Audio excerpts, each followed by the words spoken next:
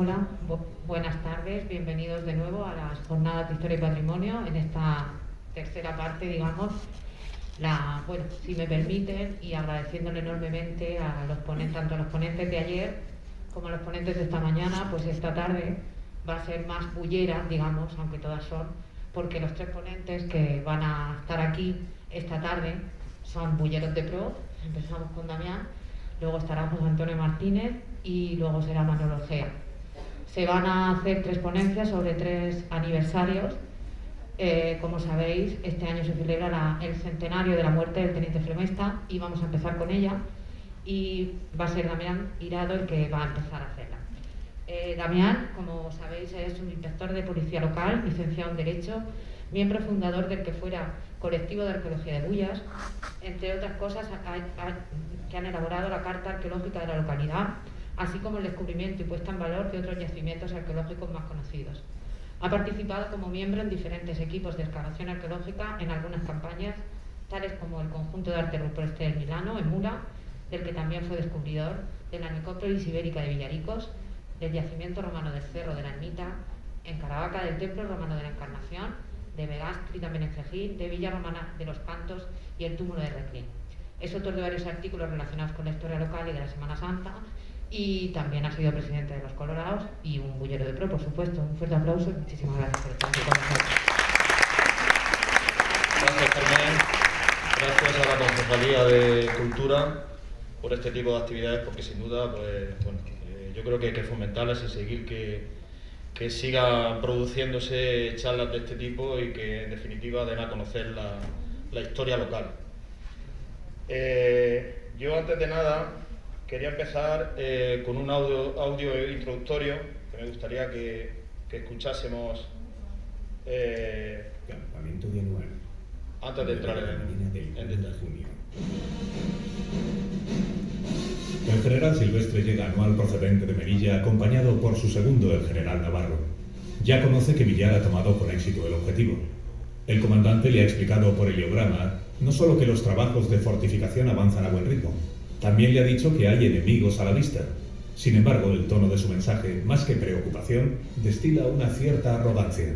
Mi general, tengo muy cerca la jarca enemiga, en actitud expectante, y me estoy timando con ella. Silvestre está eufórico. Tal es su satisfacción que está dispuesto a visitar la posición. Quiere ir a saludar y a felicitar a los soldados que han tomado a Barran sin resistencia. Es su protocolo habitual, una costumbre en la que ahora no quiere hacer excepciones. El coronel Dávila, jefe de anual, y el coronel Morales, jefe de la policía indígena, tratan de disuadir a su superior. Mi general, ahora mismo no dispongo en el campamento de guías para llegar hasta Barran. Todos se han marchado con la columna de Villar. Vamos de todas formas, Morales. Desde aquí vemos la posición, no vamos a perdernos por el camino. Mi general, no debemos ir. A ver, Dávila, explícame por qué. No acabo de entender tanta reticencia. En la operación a Barran el éxito estaba en llegar allí por sorpresa y no ha habido que disparar un solo tiro. Pero la columna necesita volver inmediatamente sin dar tiempo a que la jarca se entere y venga aquí a combatirnos. Si nosotros vamos a Barran cuando queramos llegar serán cerca de las 2, seguramente las 3. Ya habrá tiempo para que los moros vengan y, por consiguiente, tendremos combate. Y combate duro en malas condiciones. Aunque a regañadientes, las explicaciones del coronel Dávila hacen entrar en razón a Silvestre. El comandante general mira su reloj. Descartada la excursión a Barran, es buena hora para regresar a Melilla. Monte a Barran, 11 de la mañana.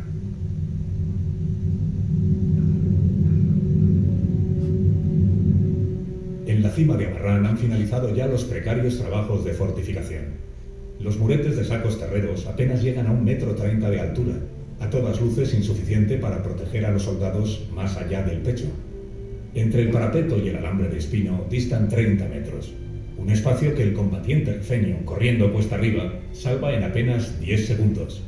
Ese será el tiempo que en el asalto final tengan los defensores de Barran para cargar, apuntar y disparar sus fusiles todas las veces que puedan antes de luchar cuerpo a cuerpo. Dentro del parapeto se han levantado 3 tiendas cónicas. Lo más complicado de la operación ha sido el asentamiento de la artillería por lo irregular e inclinado del terreno. Subir e instalar los 4 cañones de 75 milímetros que se han traído hasta aquí ha sido un trabajo hercúleo. Junto a ellos se depositan los proyectiles. 360 cargas de metralla y de granadas rompedoras. En la columna que ha tomado el monte han venido 2 tenientes de artillería, Fernando Gómez López y Diego Flomesta, pero solo permanecerá allí este último. Cuando Villar, poco después de las 11 de la mañana, ordena el regreso de la columna anual, se queda en Abarrán una guarnición de 250 hombres al mando del capitán de regulares Juan Salafranca. De ellos, 200 son tropa de regulares y policía indígena, y 50 soldados españoles. Además de ellos, también queda guareciendo la posición la Jarca Amiga de Tensamán. Para evitar emboscadas, Villar decide regresar por una ruta diferente a la que han venido. En cualquier caso, la columna avanza inquieta, sabiéndose observada por la Jarca enemiga. El comandante lleva con él las 2 compañías de ametralladoras, lo que significa que Abarrán se ha quedado sin armas automáticas. Cuando llega al monte la orden de que esas compañías se queden allí, Villar lleva ya 1 hora de camino. El capitán Salafranca, desde la posición, tiene el amargo presentimiento de que va a echar de menos las ametralladoras. Observa con los prismáticos que los rifeños se multiplican no ya solo por el vecino Monte Llebel, sino también por varias lomas a su alrededor. Ya son más de 2000 combatientes de Tensamán y Beni Urriaguel y se les siguen uniendo más y más hombres. Les separa de ellos una distancia que va de los 900 a los 1600 metros. Es decir que en Abarrán están al alcance del tiro de sus fusiles. Monte de Abarrán, 1 de la tarde.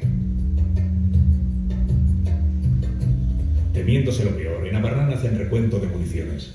Hay un repuesto de 40 cajas de cartuchos Mauser, 4 cajas de Remington y los ya mencionados 360 disparos de cañón. Muy poco para equilibrar una ya de por sí desproporcionada lucha. Hay cerca ya de 3000 jarqueños cercando esa posición defendida por 250 hombres. El capitán Salafranca, visiblemente nervioso, se pone en contacto vía heliógrafo con Anual. Grupos crecidos Beni y Urriaguel se extienden poblados próximos a esta. Muestran actitud hostil, por lo que se pide permiso para abrir fuego de artillería. A la 1:15 de la tarde, la columna de Villar, que regresa a paso cada vez más rápido, empieza a escuchar disparos y cañonazos. Son conscientes de que la posición que han abandonado está siendo atacada, pero el comandante decide no dar marcha atrás y da la orden a aquellos más de 1000 hombres de continuar la marcha. El miedo en muchos de ellos provoca que el resto del camino lo hagan casi a la carrera. Mientras tanto, desde el mar, el cañonero Laya ha empezado a hacer fuego sobre las proximidades del cabo Quilates. Desde el barco han observado el avance del enemigo y confían en que sus cañonazos disuadan a los rifeños de emprender el ataque. Pero ya es tarde. En Abarrán todos los soldados se afanan en defender la posición. Tras los primeros disparos de la artillería, los rifeños comienzan a subir las lomas del monte. Los oficiales también están tras el parapeto dando órdenes y organizando a sus hombres. Caen los primeros heridos. Hay gritos para que no se malgaste munición, para que apunten y disparen con criterio. ¡No! ¡No tiráis al aire! ¡No! ¡Escuchad! ¡Portaos como hombres! ¡Apuntad bien al enemigo! ¡De nosotros depende la salvación de todos! Pero poco se puede hacer.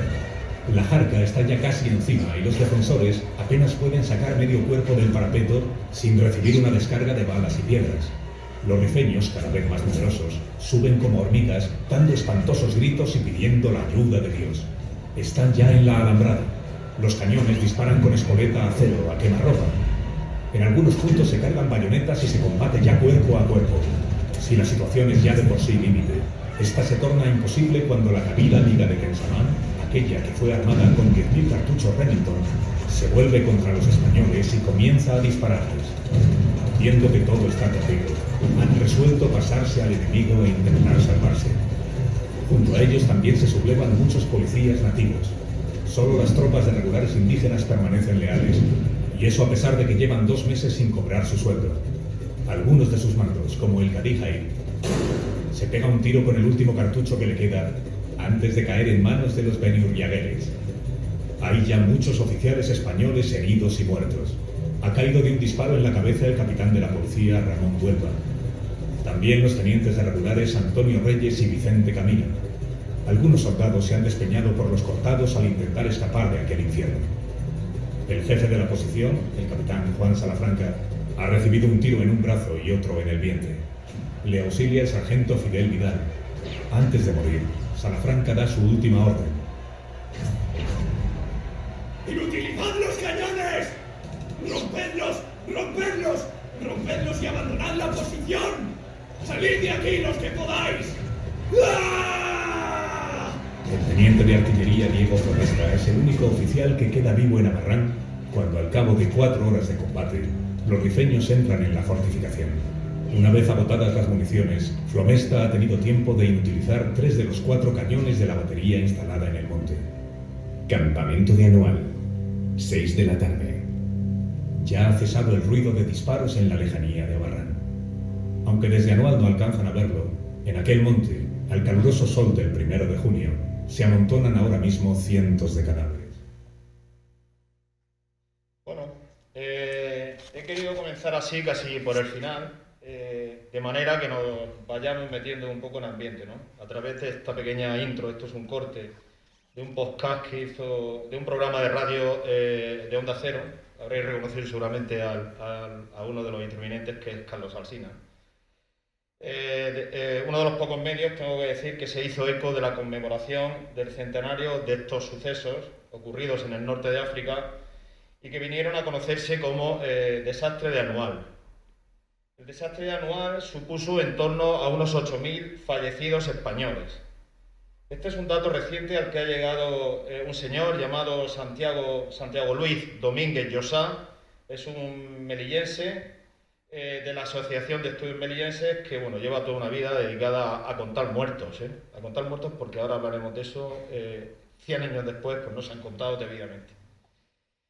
La inmensa mayoría de ellos, jóvenes mozos, que un buen día fueron llamados a filas para cumplir con el servicio militar obligatorio, que por aquellas fechas pues era de 3 años en servicio activo. Gentes humildes, campesinos, braceros, muchísimos de ellos analfabetos, que un buen día partieron de sus casas para no regresar jamás. Nuestro protagonista, un joven teniente de artillería, fue víctima también de su propio destino allí. Permitidme, pues, contar su historia, ¿no? Verdaderamente el teniente Flomesta me ha ido acompañando de un modo u otro a lo largo de mi vida. Como muchos sabréis, yo nací y me crié en estos barrios de la Plaza Vieja.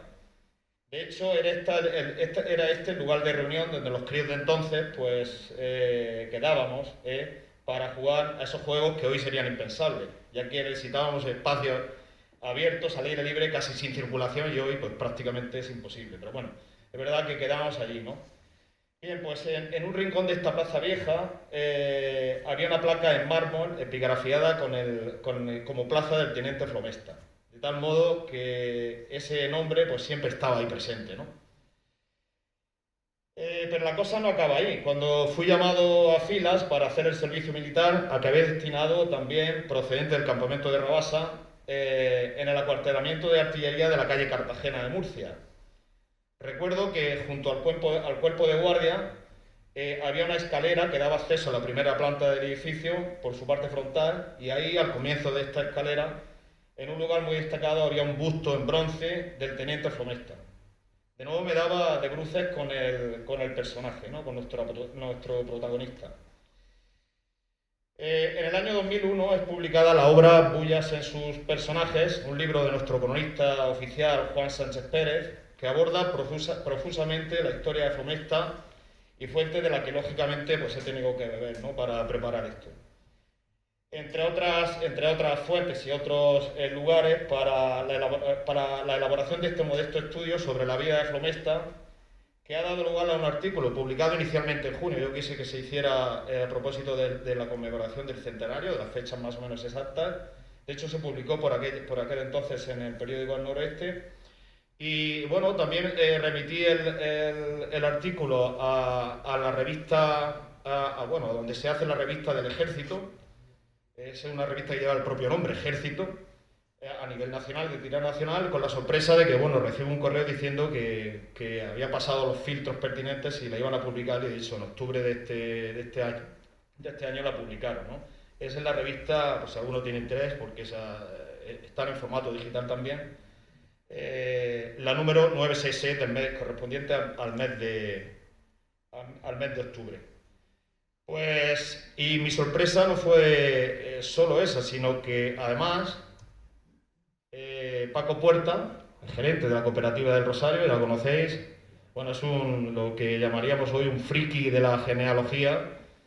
Y bueno, cuando supo que yo estaba preparando esto, pues un buen día me manda un PDF con este árbol genealógico y resulta, para mi curiosidad, que el teniente Flomesta pues, es pariente, o yo soy pariente de él, ¿no? Y de hecho, pues sería mi tío abuelo cuarto. Es decir, que hay momentos en que nuestra rama es por línea paterna. A finales del siglo XVIII se une y de ahí surge otra rama, que es donde llega, bueno, la que le llega a él, a Flomesta, y de tal modo, bueno, pues que, en fin, tenemos cierto parentesco. Diego Luis Domingo, así se llamaba, y así obra en la partida de nacimiento. Nace un día 4 de agosto de 1890 aquí en Bullas, en la calle Lorca, hoy Camino Real. El número 12 de entonces, para ser exactos. Hoy corresponde a otra numeración de policía, ¿no? Ahora lo veremos. Lugar de residencia es Salvador Moya Fernández y María Amor Martínez, sus abuelos maternos.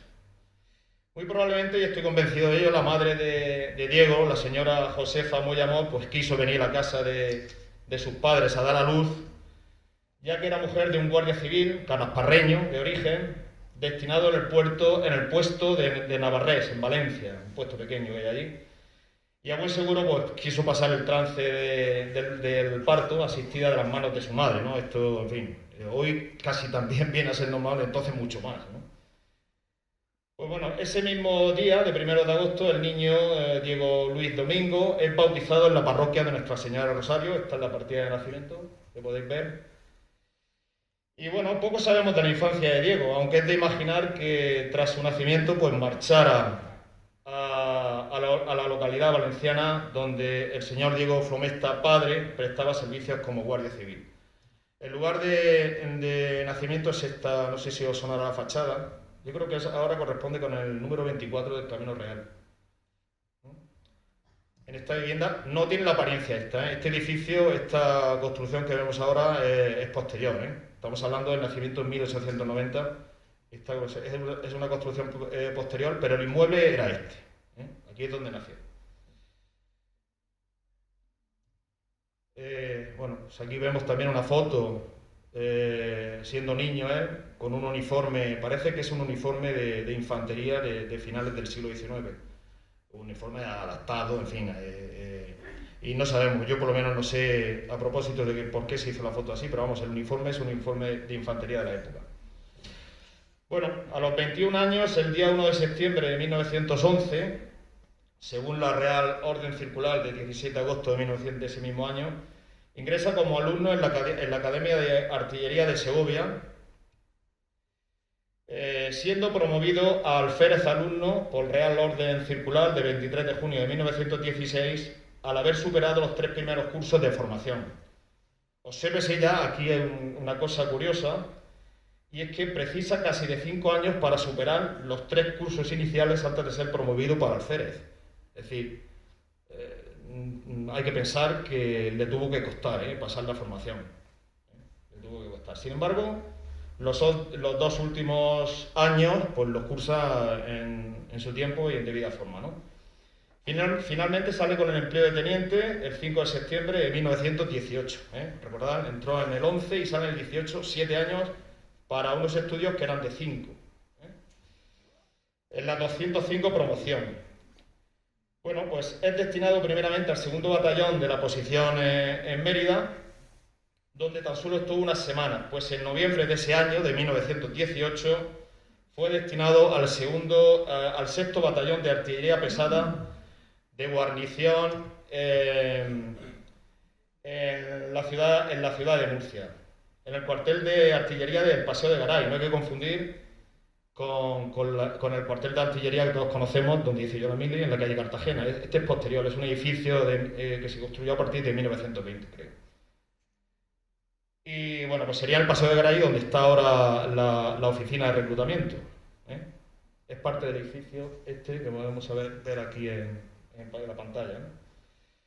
En este destino de Murcia permanece hasta octubre del 19. que es destinado a la Comandancia General de Artillería de Melilla, en el norte de África, donde se libraba una guerra abierta no declarada. En realidad lo que ocurrió allí no fue una guerra declarada, ahora lo veremos, con las tribus rifeñas. Pronto, en 1920, bueno, el destino que tuvo es aquí en este edificio, antes de cumplir los 30 años se ve envuelto en las primeras operaciones para la ocupación de determinadas posiciones estratégicas dentro del plan diseñado por el general Silvestre de avance y rápida ocupación de esos enclaves, ¿no? Bueno, pues entre ellos en Hus Arba, Reyen Zoco de Telaza, Arreyen, Cheif, Tamusin Norte, Drau, Buhermana, en fin, un año bastante intenso este de 1920 y de constantes cambios de destino. Decir que el general Silvestre, este hombre fue, bueno, pues es una de las figuras principales en todo lo que ocurre allí en este periodo, ¿no? Era un militar de reconocido prestigio, del arma de caballería, esto es importante quedarse también con el dato este. Hijo de militar, era hijo de un teniente coronel que estaba destinado entonces en la Capitanía General en Cuba. Y bueno, en 1889 ingresa en la Academia General de Toledo para pasar a la Academia de Caballería, donde alcanza el empleo de segundo teniente en 1893. Su hoja de servicio avala el prestigio de que gozó como militar de acción. Tuvo en Cuba 32 acciones de guerra, 32, en 2 años, donde fue herido 18 veces. En fin, yo no sé cómo está vivo, o cómo estaba vivo. Y ascendió a capitán y a comandante por méritos de guerra, es decir, la escala que tuvo no fue la habitual, la normal, digámosla, sino que, bueno, con 29 años creo recordar que ya era teniente coronel, o sea, fijaos. Fue un experto en asuntos políticos militares marroquíes, como lo demuestran sus mandos en Melilla, Casablanca, Larache, Ceuta y de nuevo en Melilla como comandante militar. En resumen, fue un militar de acción que siempre estuvo en lugares de mayor riesgo y fatiga. Por si aquello fuese poco, no tardó en convertirse en uno de los grandes amigos del monarca, por entonces Alfonso XIII, rey que le tenía en gran estima y que le nombró ayudante de campo en 1915. Y bueno, pues eso, fue designado como comandante general de Melilla el 30 de enero de 1920.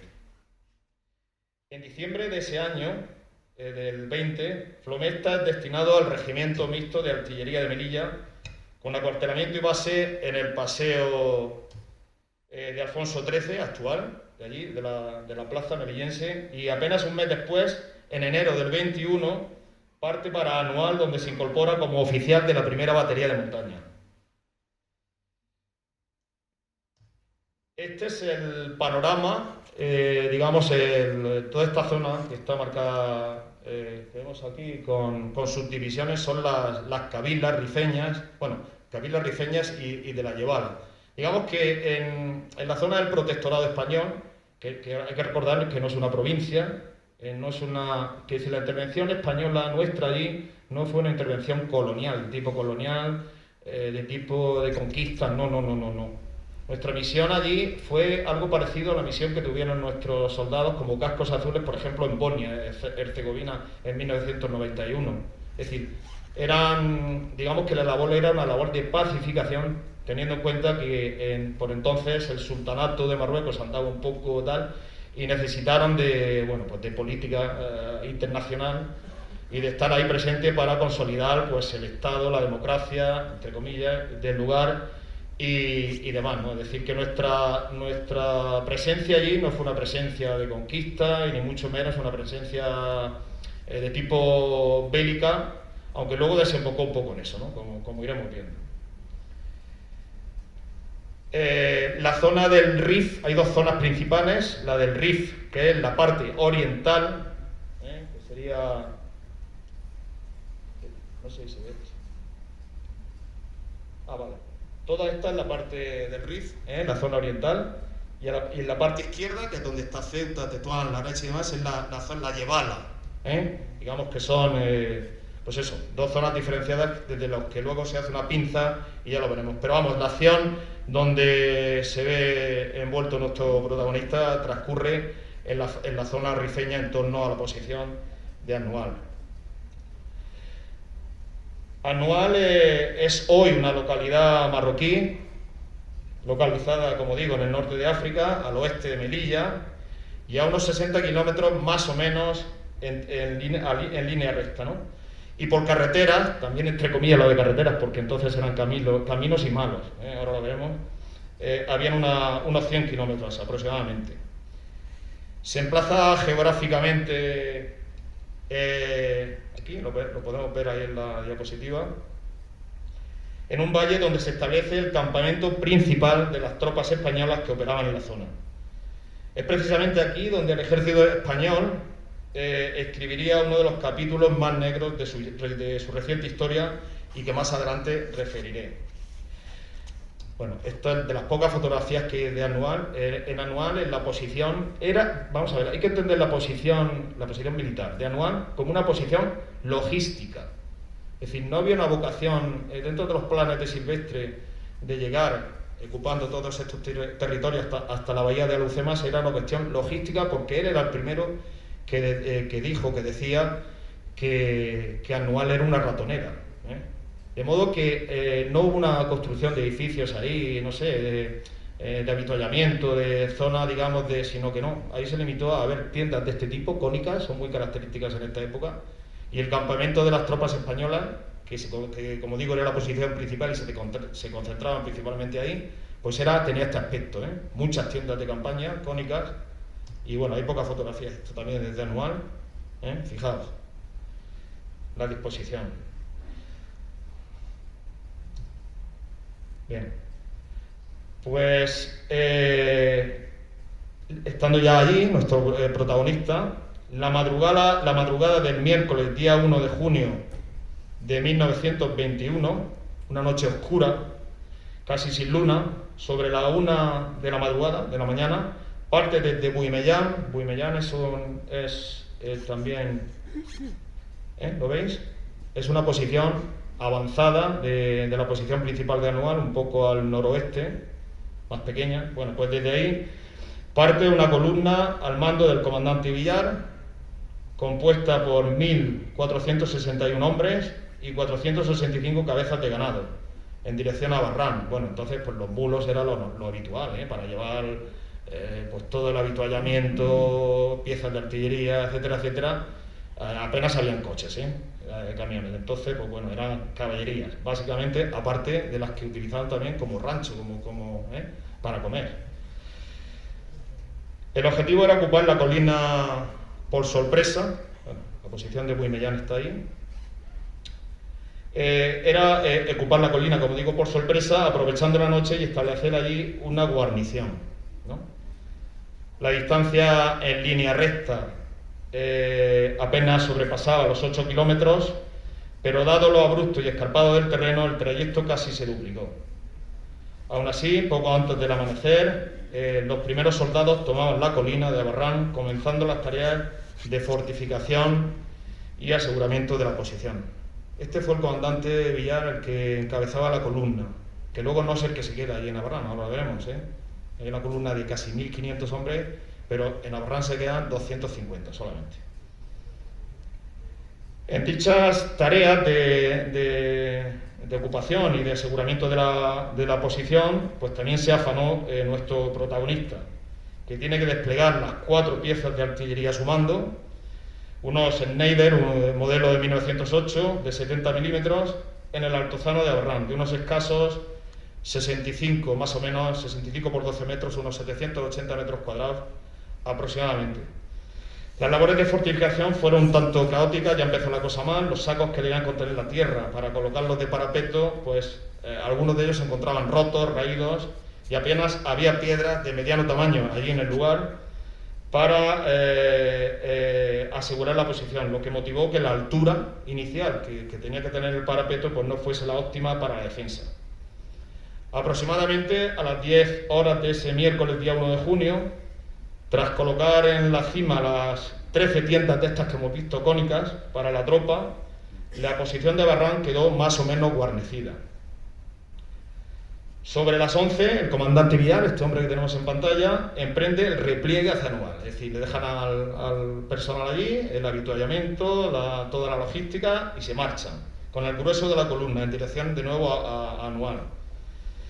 Quedando en la posición de Abarrán, como decía, unos 250 hombres, de ellos 200 indígenas. Esto también llama la atención porque, bueno, la idea del ejército en aquellas fechas, que luego dio lugar a la creación de la Legión, entre otras, era que pues, procurar que las fuerzas de intervención rápida pues, fuesen de allí, oriundas de allí. ¿Con qué fin? Pues claramente, no nos engañemos, las tropas españolas eran tropas de reemplazo, y si tenía que haber algún muerto, pues si era de allí mejor que luego tener que estar dando explicaciones a las madres españolas, ¿no? Es decir, casi de los 250, 200 eran indígenas de allí. Todo ello, toda esta fuerza al mando de este hombre, el capitán Salafranca, que además dirigía la segunda compañía del primer tabor de regulares. Por su parte, la 15 mía, una mía era el equivalente a una compañía, de la policía indígena, también indígenas, al mando del capitán Huelva, y 28 artilleros de la primera batería de montaña al mando de Flomesta. Aquí tenemos una imagen de Flomesta de la época, del periódico ABC, y bueno, pues tuvo que hacérsela por aquellas fechas. A las 13 horas, recordad, a las 11 el comandante Villar da la vuelta, se repliega. A las 13 horas el capitán Salafranca, que hemos visto antes, comunica vía heliógrafo, es un método de comunicación por un sistema óptico con el sol. En fin, hay que recordar que entonces ni había teléfono, o casi no había teléfono, y muchísimo menos las tecnologías que tenemos hoy. ¿Qué habría hecho, yo qué sé, Napoleón con 4 teléfonos móviles? Hay que imaginárselo, ¿no? A las 13 horas el capitán Salafranca comunica, como digo, por vía heliógrafo anual, que la posición estaba siendo rodeada por grupos cabileños. Al poco comenzó a ser hostigada por esos rifeños, principalmente de las jarcas de Bocoya y Beni Urriaguel. La cábila de Beni Urriaguel era de las más belicosas, de hecho era a la que pertenecía Abdelkrim, la familia Abdelkrim. No hay que entender todo lo que ocurre aquí en el norte de África solo pensando en Mohamed Abdelkrim, que es la figura, digamos, que por todos conocida, sino que es prácticamente un plan, es familiar. De su padre ya tuvo ahí los primeros negocios. También Mohamed, que estudió en colegios españoles, se formó aquí, incluso participó de alguna manera en servicios oficiales de españoles, conocía perfectamente el castellano, en fin, era una figura bastante destacada. Pertenecía a la cábila de Beni Urriaguel. Bueno, pues empiezan a hostigar la posición con fuertes descargas de fusilería. El capitán Huelva da las primeras órdenes de combate a nuestro personaje, el teniente Flomesta, que manda ya a abrir fuego artillero sobre esas primeras amenazas a una cierta distancia. Presto y sigiloso el enemigo seguía avanzando y las piezas de artillería van corrigiendo el tiro cada vez más corto, al tiempo que la defensa se prepara para evitar su conquista. Digamos, esto es una recreación de cómo pudo desplegar Flomesta inicialmente sus cuatro piezas de artillería en la colina. Los rifeños no solo disparan sus fusiles a discreción, sino que además lanzan piedras por doquier. Desde Anual siguen con preocupación los sonidos que llegan de Abarrán. Recordad que está a unos 7 u 8 kilómetros en línea recta desde Anual. Es decir, desde Anual perfectamente se ve la colina de Abarrán. Algunos oficiales de artillería que otean con su binocular en la colina atacada advierten, tiran acero. Esta es la pieza de artillería que llevaba Flomesta a su mando. Y bueno, tirar acero es esto, es cuando los cañones normalmente siempre se disparan en parábola, ¿no? Ese es el tiro al que estamos acostumbrados, más o menos, ¿no? He visto en películas y tal, cómo disparar artillería. Pero hubo un momento que disparaban a espoleta cero, que es cuando el equivalente en infantería a calar bayoneta. Vaya, el enemigo lo tenían totalmente encima. Flomesta cambia de posición algunas piezas de artillería, se las lleva, las sitúa al norte por orden del capitán Huelva, mientras declara esto va mal. Muy pronto el sonido de la artillería cesa, los cañones se enmudecen. Los 360 proyectiles de los que disponía se agotan. El griterío en la posición es ensordecedor y la lucha es encarnizada, cuerpo a cuerpo. El capitán Huelva encoleriza tras observar cómo una de las jarcas amigas, y digo amigas entre comillas, que era la de Tensamán, se pasa al enemigo. Y un certero disparo en el pecho acaba con su vida. Es el primer oficial que cae ahí en la posición. Unos 15 minutos después caería el alférez Fernández, Luis Fernández Martínez. El frente se va desmoronando, siendo la zona donde se encontraban emplazadas las piezas de artillería las más afectadas. El capitán Salafranca, al mando de la posición, manda a calar bayonetas y que se refuerce ese frente. Sigue arengando a sus soldados hasta que recibe un disparo de fusil en el hombro y bueno, su sargento corre hacia él para socorrerle, mientras el capitán herido le pide papel para escribir unas letras a su madre. Estamos hablando del capitán Salafranca, tendría también unos escasos 30 años, de gente muy joven. Pronto recibe otro disparo, esta vez mortal, cayendo en los brazos del sargento Ramiro Álvarez Astray, en los que fallece. Flomesta interpela a los suyos, con frase con que se inutilicen las piezas y sálvese quien pueda. 3 de las 4 piezas que llevaba son inutilizadas, una de ellas de las manos del propio teniente, que sigue en pie hasta que una piedra alcanza su cabeza y un disparo le impacta en el brazo. Para colmo de los males comienza a llover, o sea, si ya faltaba poco, comienza a llover allí esa mañana, ¿no? de modo torrencial. El oficial herido se tambalea, su voz es débil, pero sigue municionando y arengando a los hombres. ¡Viva los regulares! ¡Viva España! Soy valiente, muchachos, a ellos. Fusil en mano, el mismo, con la carabina en uno de estos parapetos. De nuevo, otro disparo le alcanza en la cabeza, hasta que finalmente cae sobre una de las piezas donde uno de sus artilleros intenta tirar de él, arrastrándole hasta que decide dejarle a no poder hacer nada por salvar su vida. Sobre las 17 horas de ese fatídico miércoles día 1 de junio, la posición cae. Los heridos corren despavoridos y los cadáveres, aproximadamente 28, incluidos los 6 oficiales, los oficiales del ejército eran blanco súper fácil. Y bueno, blanco fácil y a los primeros a los que eran fácilmente distinguibles, llevaban botas altas y bueno, el enemigo pues los tenía. De hecho, de los 6 oficiales que estuvieron en Navarrán, los 6 cayeron, los 6 murieron. Quedan esparcidos y dispuestos a lo largo del cerro bajo el sol abrasador de esa cálida zona del África septentrional. Y entonces os preguntaréis, ¿qué fue del malogrado teniente Flomesta? Bueno, pues existen 2 versiones contradictorias.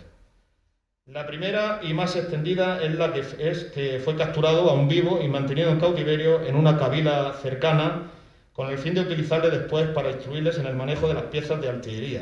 Quedaron inutilizadas, pero bueno, los rifeños se las llevaron para utilizarlo luego en contra del ejército español, ¿no? A lo que él se negó, muriendo de inanición y de las heridas recibidas en Navarrán aproximadamente un mes después de su captura. Sin embargo, por la documentación de la época, testigos y prensa escrita, todo apunta a que murió en pleno combate el día de los hechos. En esta misma línea parece pronunciarse subliminalmente el general de división Juan Picasso González en su celebérrimo informe conocido como Expediente Picasso, del que tomó su nombre, que en el capítulo sobre los antecedentes de los sucesos de julio de 1921 dice sobre Abarrán y el teniente Flomesta, que según versiones sin duda aportadas por los mismos moros, cayó en poder del enemigo, gravemente herido, y no solo se negó a ser curado, sino que se dejó morir de hambre antes de servir ni enseñar a servir las piezas que habíamos perdido en esa posición, las piezas de artillería, se refiere. Obsérvese que de lo que viene aquí recogido en el expediente Picasso es el informe quizás más serio, o pretendía ser, no era un informe judicial, es decir, el ejército, el ministro de la guerra por aquel entonces, el vizconde de Eza, encarga a requerimiento del alto comisario del protectorado, que era el general Berenguer, encarga automáticamente, cuando ocurren los hechos de Anual, pues que se depuren responsabilidades y bueno, designan a este hombre, al general Picasso, primo, por si alguno tiene curiosidad, primo del pintor, por eso lo del apellido, ¿no? Eran familia, para que instruyese, para que se desplazara a la zona a averiguar qué es lo que pasó, ¿no? Y la verdad es que bueno, estuvo en Melilla más de 4 o 5 meses y el expediente desde agosto del año 21 hasta en abril del año 22 que entrega toda la documentación. Pero obsérvese que no aporta ningún elemento probatorio cierto y contrastado y sí más bien un poco de rumorología y díceres de la gente. En suma, un poco de Radio Macut, según versiones sin duda aportadas por los mismos moros. La primera información en prensa de lo ocurrido en Abarrán la tenemos en el periódico local melillense El Telegrama del Rif, que fechada el martes día 7 de junio del 21, esto es 6 días después del suceso. Y bueno, pues de una primera lectura podemos extraer rápidamente que todo es muy confuso y que apenas hay datos ciertos. Así, y en lo que a Flomesta se refiere, dice, bueno, pues que los primeros informes aseguraban que habían aparecido después de batirse heroicamente contra centenares de atacantes de Bocoya y Benirriaguel, los capitanes don Ramón Huelva, que accidentalmente se había hecho cargo de aquel día de la 15 mía, de la 15 compañía, y don Juan Salafranca de las fuerzas regulares indígenas. Los tenientes de estas fuerzas, don Vicente Camino y don Antonio Reyes Martín, el teniente de artillería, don Diego Flomesta, y el alférez de policía, don Luis Fernández Martínez, así como un caid moro de aquellas fuerzas, Aida, y a lo que había que añadir la desaparición o muerte de 8 artilleros y 1 de ingenieros, ¿no? Un poco, pues aquí también se habla que de los primeros informes apuntan a que parece que habían perecido, ¿no? A mayor abundamiento, es revelador el artículo publicado en el diario ABC de fecha 8 de julio de 1921 bajo el título de La historia inédita al teniente Flomesta. En él, el periodista que lo suscribe, un tal J. Ortega Munilla, declara solemnemente la muerte de Flomesta en la toma de Abarrán. Y dice así: y él, herido de nuevo, cayó allí mismo, sin permitir que nadie se ocupara en salvarle. Y así falleció don Diego Flomesta, cumpliendo estoicamente su deber, dando a la patria la existencia dechado nuevo del heroísmo. Amén de sendas esquelas anunciando su fallecimiento, que mandarían publicar familiares y compañeros de armas de aquí de Murcia, con fecha de 10 de junio, solo 9 días después del suceso, 10 de junio. Y recordar que los sucesos ocurren el 1, ¿no? Pocos días después del suceso, cuenta ese mismo diario ABC, en su artículo del 8 de julio del 21, llegaría a Melilla procedente de Murcia el padre de Flomesta. O sea, el padre de Flomesta se desplazó allí a ver qué había pasado con su hijo, ¿no? De luto riguroso y manifiesta tribulación, buscando también respuestas a lo ocurrido, ¿no? Y al comportamiento del joven oficial. El periodista lo tacha de un anciano, se desplaza. El padre de Flomesta entonces tenía 60 años, ¿eh? Fijaos, un anciano. Bueno. Su cuerpo, que se sepa, pues de Flomesta no fue recuperado, como sí lo fueron los del capitán Salafranca, prácticamente ya irreconocible, y del cabo de artillería Daniel Zarate, previo pago de un rescate de por aquel entonces de 4.000 pesetas por cuerpo. O sea, un dineral. El sueldo medio por año de un trabajador medio por año en aquella época era de 1.500 pesetas. Fijaos lo que pidieron por los cuerpos, uno de ellos irreconocible, a saber si era él. Entonces, ¿desmerece esta versión de la muerte de Flomesta la tradicional de su cautiverio y posterior fallecimiento? Pues bajo mi punto de vista, mi humilde opinión, ni muchísimo menos. La actitud del teniente de artillería, don Diego Flomesta Moya, en la defensa de la loma de Abarrán, fue digna de los más altos valores y virtudes exigidas a un soldado en acciones de combate.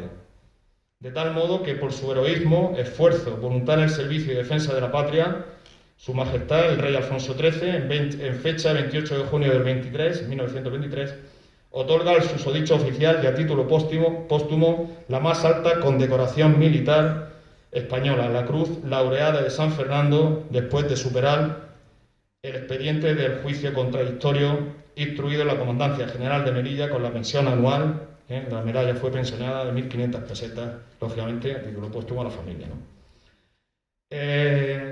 El Domínguez Llosá decía, hablando sobre esta cuestión estos días, porque bueno, yo pertenezco a un grupo de Facebook que se creó a propósito de la conmemoración del centenario, en los del 21.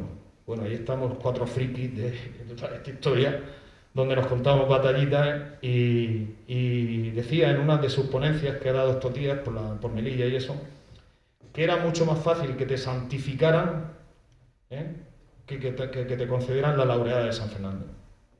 La laureada de San Fernando sería un equivalente a lo que hoy sería la medalla de honor del Congreso en Estados Unidos. Esto se le da a muy poca gente. De hecho, las últimas laureadas que se concedieron pues prácticamente fueron ahí, en la contienda, en lo del RIF, ¿no?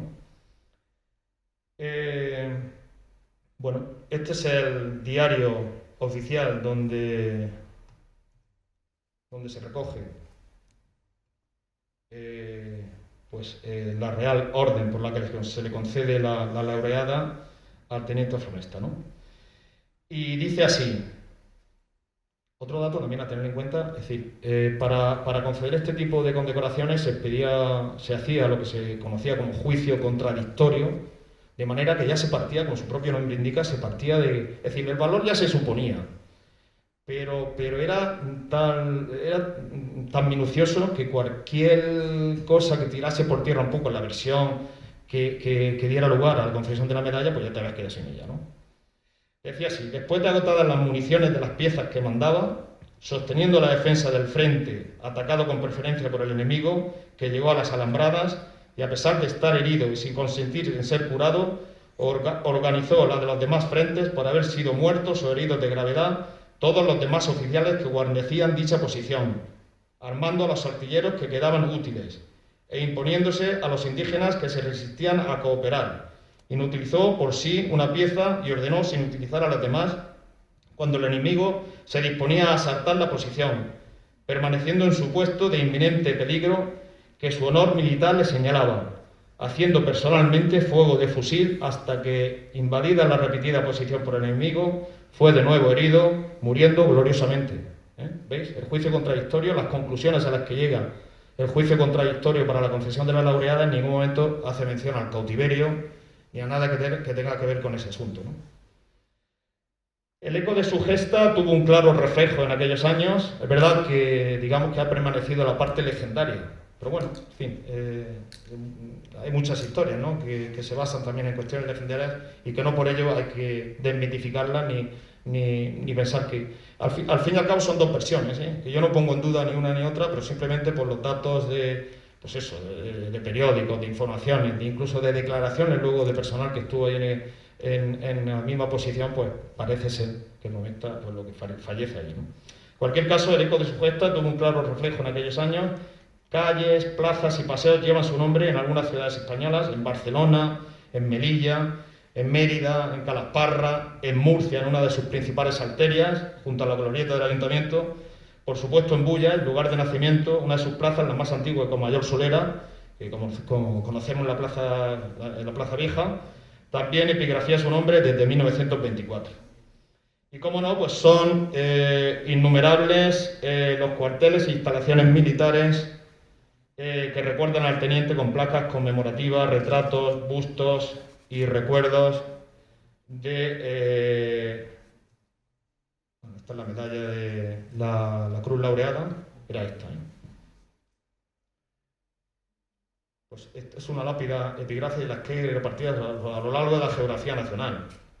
La de la Plaza Vieja era algo así parecido en el mármol, recuerdo. Otra placa.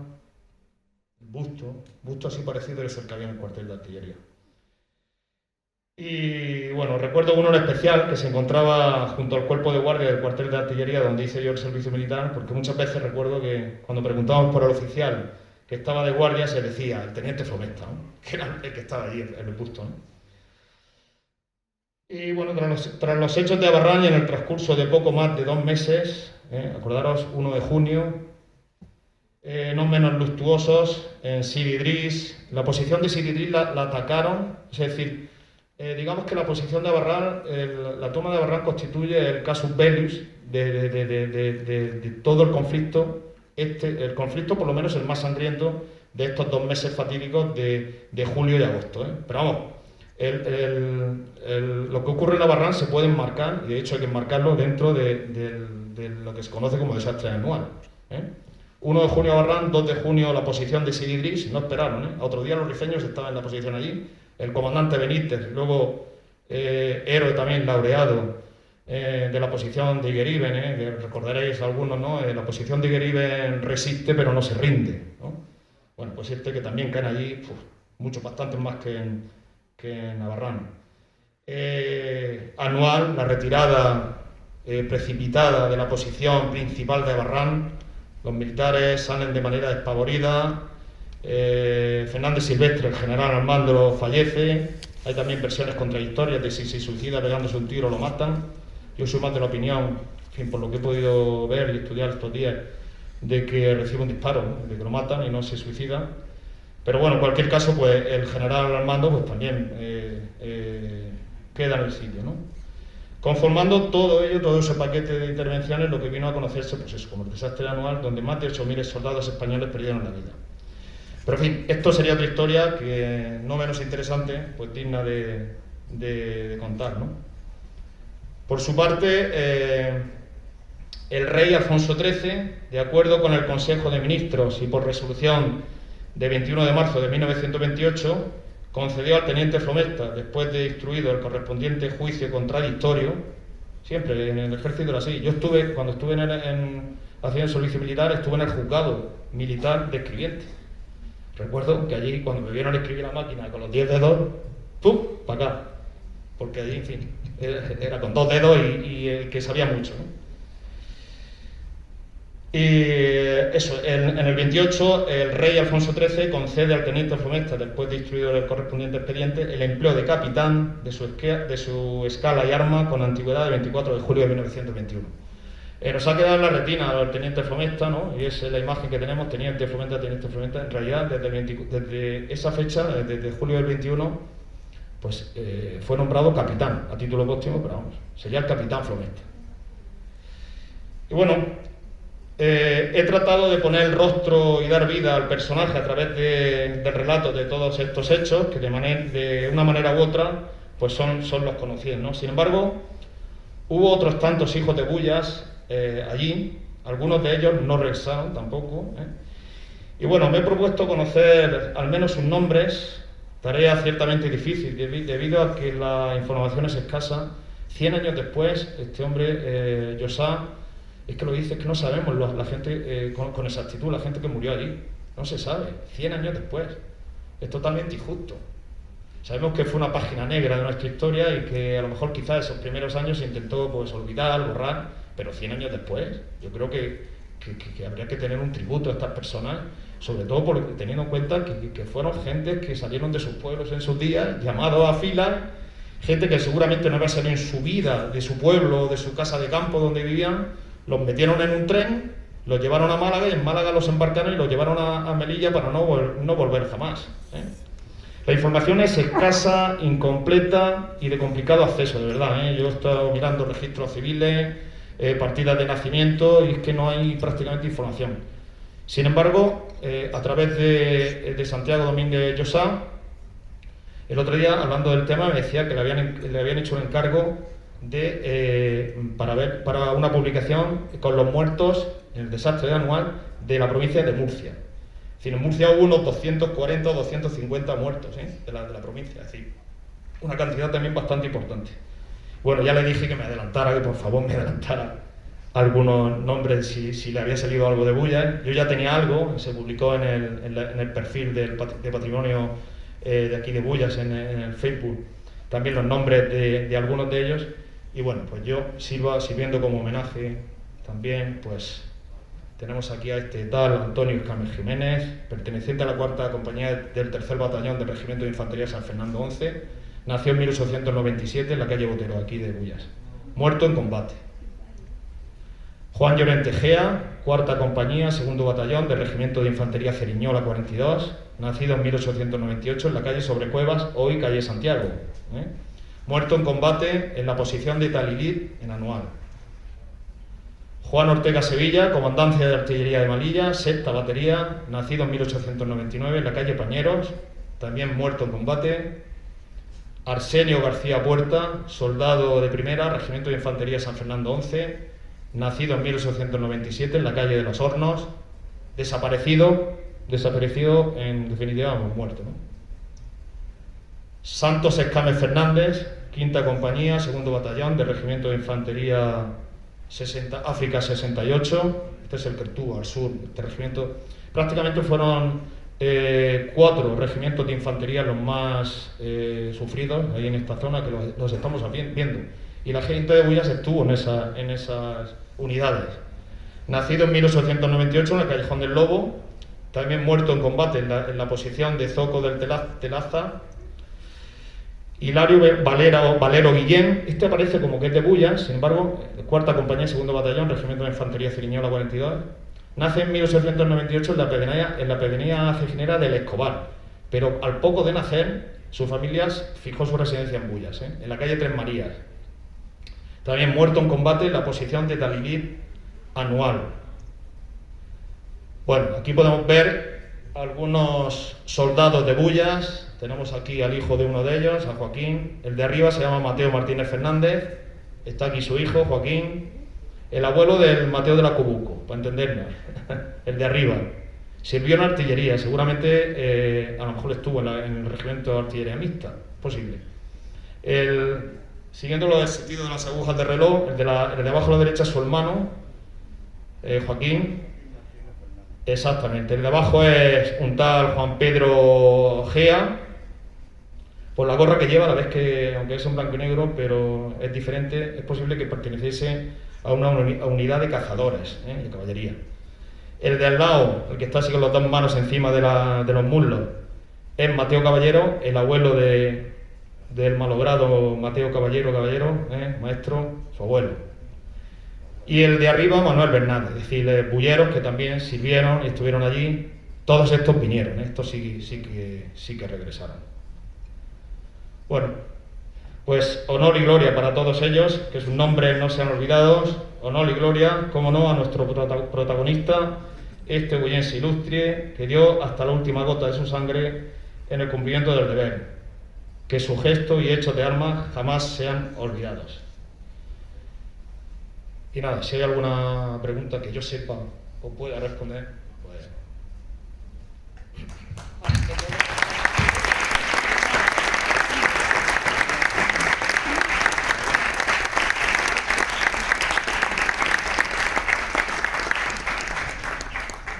¿Preguntas?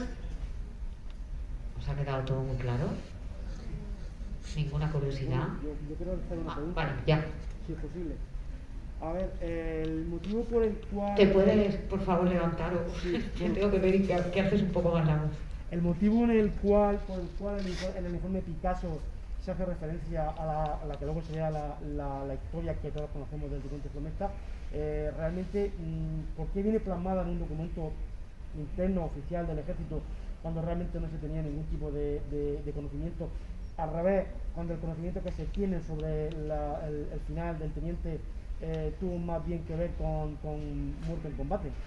Quiero decir que a ver, entiendo que es una pregunta que tal vez no tenga respuesta, pero me resulta curioso que en un informe oficial del ejército o interno del ejército aparezca una versión que contradice directamente con los documentos oficiales. No consigo entender si existe alguna explicación. No, es que realmente ningún documento oficial, y este es el primero, oficialísimo, el expediente Picasso es lo más, ¿no? Ahí, acordaros lo que hemos visto, es que habla de que según versiones provenientes seguramente de los mismos moros, ¿no? Es decir, no llega a ninguna conclusión en el expediente Picasso. Lo que sí incluye el expediente Picasso al final son unas cartas, hay una en concreto, es que bueno, al final pues los mitos y las leyendas se crean por, yo qué sé, en fin.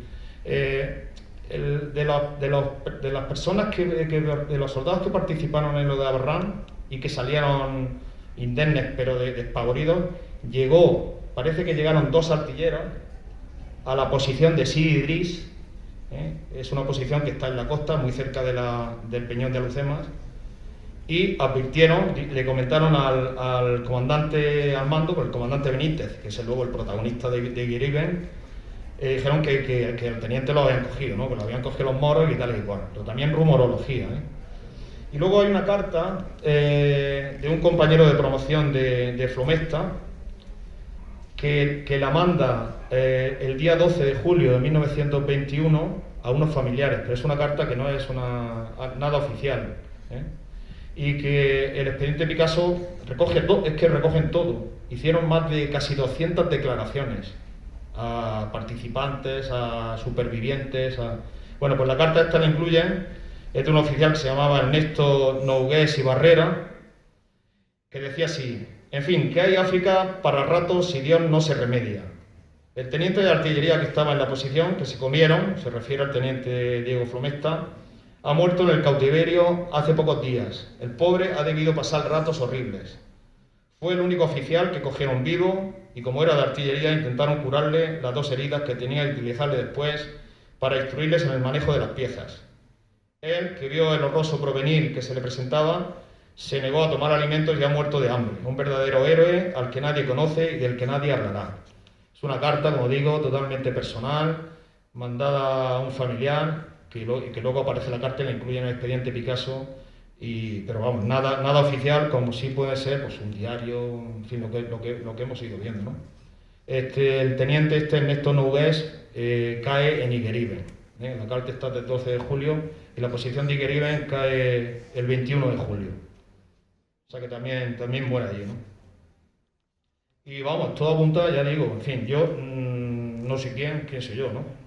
Para decir si una versión u otra Pero vamos, todo apunta, que con datos en la mano, a que el teniente cae allí en la posición. Y su cuerpo, pues no desaparece. Los desaparecidos en combate, bueno, puedo decir que, a modo de curiosidad, nuestro Código Civil, que data del año 1889, con el tema de los desaparecidos, pues establece una serie de requisitos a la hora de todo el tema, ¿no?, testamentario, sucesorio y de derechos y demás. Cuando una persona desaparece, pues dan un plazo de 10 años para considerarlo, si no ha aparecido en ese plazo, para considerarlo fallecido. A partir de esos 10 años, digamos que se puede articular pues todo lo concerniente al derecho sucesorio y demás, ¿no? A los militares hubo había una orden de finales del siglo XIX que establecía, reducía ese periodo a 1 año. De modo que si el desaparecido en combate, en este caso, al año no se presentaba a banderas, no se presentaba a filas, pues se suponía que había fallecido. Entonces, en fin, era una manera también de acortar los plazos y de que las familias de esta gente pues tuviesen derecho a la pensión. Que luego también eso tuvo su aquel, porque solo recibieron pensión los pobres de solemnidad. Es decir, los padres a los que mataron a algún hijo y tenían ciertos recursos económicos se quedaban también sin pensión. Eso fue así. Pero bueno, que todo apunta a que Flomesta muere allí, que el cadáver no se recupera y que, bueno, pues a saber dónde terminarían sus restos, ¿no? ¿Alguna cosa más? Joaquín. Mi padre contaba que la forma de el teléfono que tenemos ahora lo hacían con los espejos. Sí, el heliógrafo, esos son el sistema de comunicación óptica. Sí, y los días que estaba nublo, lo hacían con cohetes. Según los cohetes tiraban, 2, 3, era un mes que les daban una señal de lo que estaban viendo. Que el enemigo estaba más cerca o más lejos. Sí. De hecho, en cada destacamento de estos de cierta envergadura, porque en el norte de África, en la zona esta del Rif, hay una de las cosas que luego también ha servido de crítica, ¿no? Y es que el ejército utilizó muchas posiciones, muchísimas, pero sin aprovisionamiento, ¿no? Sin agua y sin tal. Y hay que pensar que aquello no fue casual, es decir, esto no fue ninguna imprudencia, a mi modo de ver, del general al mando, del general Silvestre, muchísimo menos. El general Silvestre era del arma de caballería, es que fue elegido intencionadamente. Fue elegido un oficial, en este caso un jefe de caballería, perdón. ¿Qué hace? Pues avanza rápido, la caballería avanza rápida. El plan era avanzar, llegar a Sidi Idris y establecer allí el campamento principal y no en Anual. Porque desde allí, bueno, era mucho más fácil de aprovisionarse por la costa y era mucho más pues, sencillo todo, ¿no? porque las carreteras esas que hemos hecho referencia antes, pues verdaderamente no son carreteras, todavía son caminos de mala muerte, ¿eh? El Pazo de Izumar, por ejemplo, antes de llegar a la posición de Anual, pues eso era una covacha y eso pasar por ahí, bueno, de ahí las tropas españolas en retirada, cuando Anual cae en el 22 de julio, hasta su llegada a Monterruí, donde las últimas tropas que se guarnecen allí las pasan a cuchillo, ¿no? Con el lamentable espectáculo de las fotos que hemos visto, que podemos ver por ahí por internet, que los cadáveres quedaron insepultos, esparcidos por la posición, pero como suena, o sea, cuando el ejército se le llamó, hay una manera coloquial, vulgar, de denominar a la reconquista, entre comillas, de las posiciones que se habían perdido, que se le llamó el desquite. Bueno, pues los melillenses, cuando llegan los rifeños a Monterruí, se cargan a más de 3.000 personas, parece ser, allí. En aquella posición, los melillenses, los propios ciudadanos civiles de Melilla, temían por su vida, o sea, pensaban que iban a entrar en Melilla. Fue cuando desembarca, llaman a la Legión recién creada, la crean a finales del año 1920, desembarca en Melilla junto con tropas de regulares y tal, que son las que tropas, de vanguardia, ¿no? de élite, digamos, y son las que se encargan de empezar a reconquistar un poco las posiciones y asegurar, por lo menos, de que no se entrara a Melilla, de que los rifeños no entraran a Melilla. Cuando llegan a Monterruí, pues se encuentran allí, imaginaros, los cadáveres insepultos por ahí, bueno, aquello fue tremendo, y es una injusticia, francamente, que aquello, pues, en aquella fecha, pues vale, pero después, ¿por qué no se ha intentado? Porque los nombres están. Hubo un montón de reales órdenes que encargaban a las unidades que contaran a sus desaparecidos y que esos datos luego los pasaran a los registros civiles de los pueblos para que constase el fallecimiento. Yo he hecho consultas aquí en el registro civil y no consta. O sea, no llega aquí, o no llega la orden, o no sé qué pasa. Pero no, en fin, pues casi 8.000 personas, es que se dice pronto. En lo de Anual, desde junio, contando desde la toma de Abarrán, 1 de junio, hasta el 9 de agosto que cae Monterruí.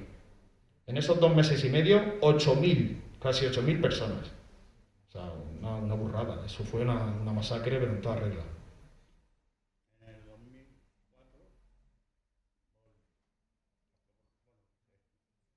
los que quedaron con vida, la Pilar Sanjurjo, al llegar a Málaga, le iba dando a cada soldado una pastilla de turba. Sí.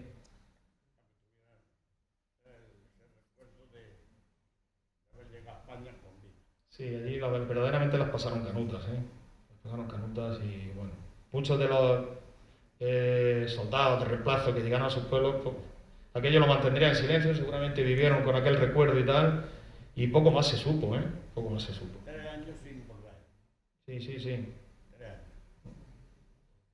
¿Alguna cosa más? Sí.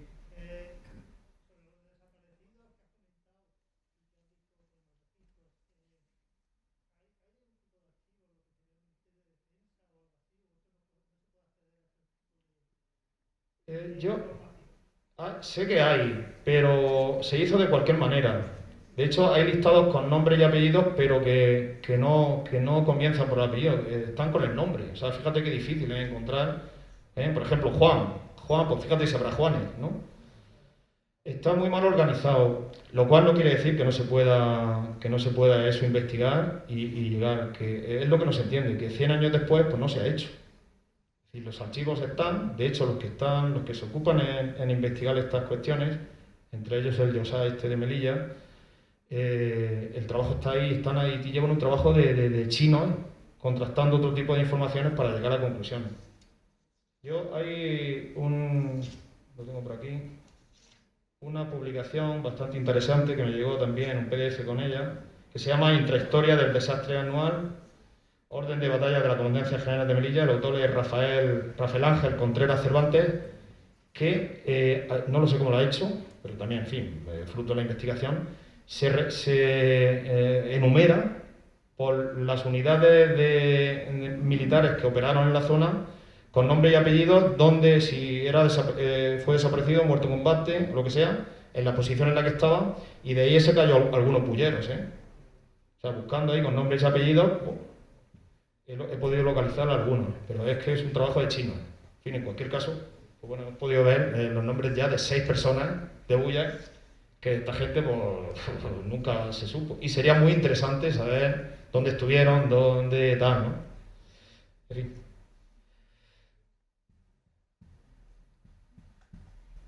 ¿Alguien más?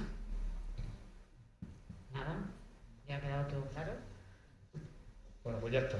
La Plaza Vieja ya tenemos la nueva placa del Capitán Fomenta. Nada, es que en realidad fue el teniente cuando pasa lo que le pasa. Pues muchísimas gracias a todos, muchas gracias Damián por esta interesante ponencia, que nos hemos enterado de muchas cosas. Y bueno, 5 minutos de descanso, aunque ya vamos un poquito retrasados, para que corra el aire un rato, ya sabéis que seguimos estando en pandemia. 5 minutos y volvemos con la siguiente ponencia, que os recuerdo que es el 200 aniversario de la Cofradía del Blanco. Gracias.